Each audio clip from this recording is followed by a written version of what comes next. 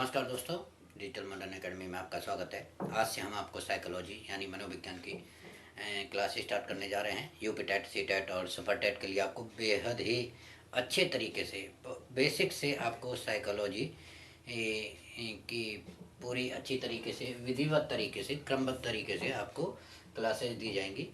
तो आप अपने जो नए बच्चे हैं, जो पहले पढ़ चुके हैं और जो नए बच्चे हैं, उन्हें इस कॉन्सेप्ट में बहुत ही मज़ा आने वाला है। तो आइए शुरू करते हैं। साइकोलॉजी साइकोलॉजी एक ऐसा टॉपिक है जिसको हर बुक में अलग अलग तरीके से डेरिवेट किया गया है। और मैं आपको बता दूं कि जितनी भी आप बुक्स पढ़ेंगे, हर किसी बुक में आपको थोड़ा बहुत डिफरेंट मिलेगा। हमने भी अपना कॉन्सेप्ट तैयार किया है आपके लिए बहुत ही सरल तरीके से। यहाँ आपको याद नहीं करना पड़ेगा, यहाँ आपको याद हो जाएगा।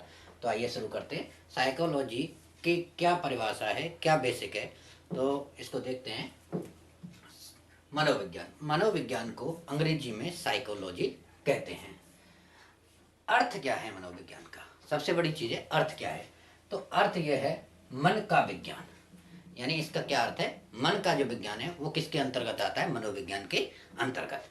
दूसरा इसका अर्थ किया जाता है प्राणियों के व्यवहार एवं मानसिक तथा दैहिक प्रक्रियाओं का अध्ययन करना।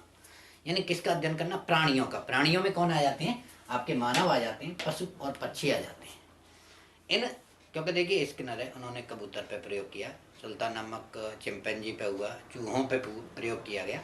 तो साथ ही साथ अपने बच्चे पे भी उन्होंने पंपोलोजी ने वो किया था, उसके व्यवहार के बारे में अध्ययन किया था। तो ये सारी चीज़ें हम आपको विधिवत तरीके से बताने वाले हैं। तो आइए, अर्थ क्या है? मन का विज्ञान। दूसरा अर्थ है प्राणियों के व्यवहार एवं मानसिक तथा दैहिक प्रक्रियाओं का भी अध्ययन किसके अंतर्गत किया जाता है? मनोविज्ञान के अंतर्गत। तीसरा आपका आता है साइकोलॉजी।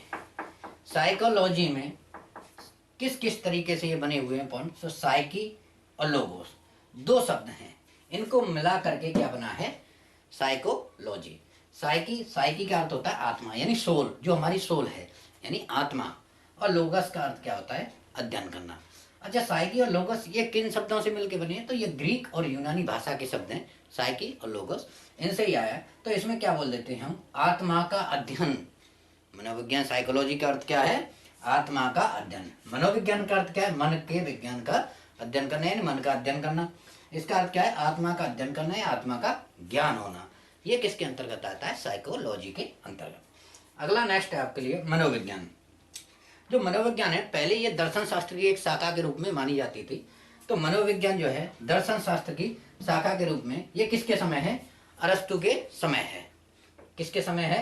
ये अरस्तु का जो समय था, उस समय मनोविज्ञान को या साइकोलॉजी को दर्शन शास्त्र के एक विषय के रूप में माना जाता था। मनोविज्ञान को दर्शन शास्त्र से अलग किसने किया? तो ये किया था विलियम जेम्स ने। कहाँ के रहने वाले थे? अमेरिका के रहने वाले थे। इसीलिए मनोविज्ञान का जो जनक माना जाता है अमेरिकी मनोविज्ञान विलियम जेम्स को माना जाता है। किसको माना जाता है? विलियम जेम्स को। आगे आपका नेक्स्ट है, इन्होंने एक बुक लिखी थी प्रिंसिपल ऑफ साइकोलॉजी। कई बार एग्जाम में पूछी गई है। प्रिंसिपल ऑफ साइकोलॉजी किसने लिखी है? तो ये लिखी है 1890 में विलियम जेम्स ने। आप इसका एक स्क्रीनशॉट ले लीजिए। आगे हम आपको बताते हैं कि मनोविज्ञान की किस किस मनोवैज्ञानिक ने क्या क्या परिभाषाएं दी। स्क्रीनशॉट लीजिए आप इसका।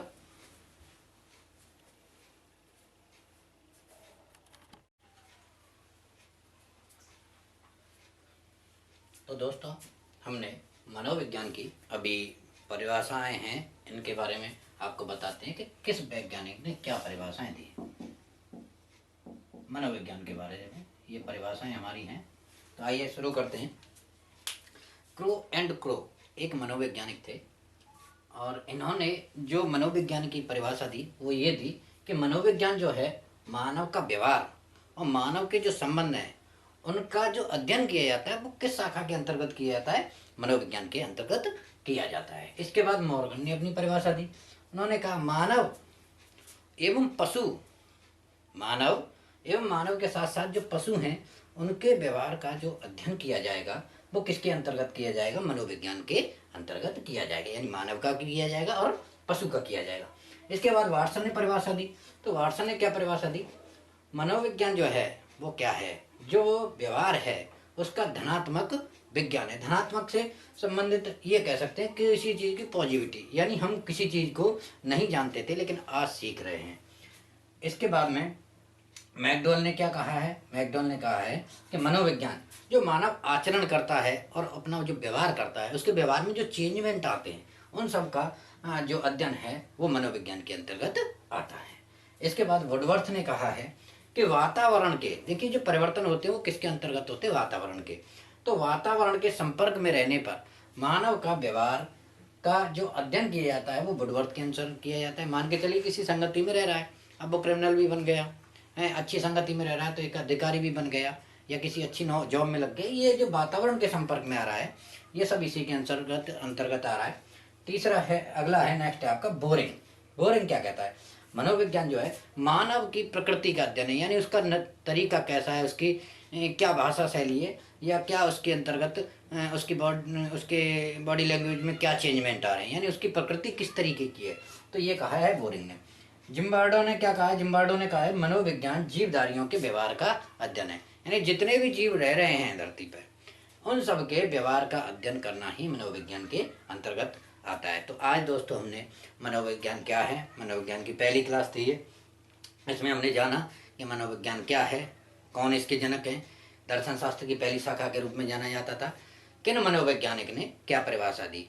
नेक्स्ट क्लास में हम आपको मनोविज्ञान का क्रमबद्ध जो विकास हुआ है या कौन सी शताब्दी में किस तरीके से चेंजमेंट हुए, क्या क्या मनोविज्ञान को माना और लास्ट में आकर के मनोविज्ञान की क्या परिभाषा बन गई, इसके बारे में नेक्स्ट क्लास में चर्चा करेंगे।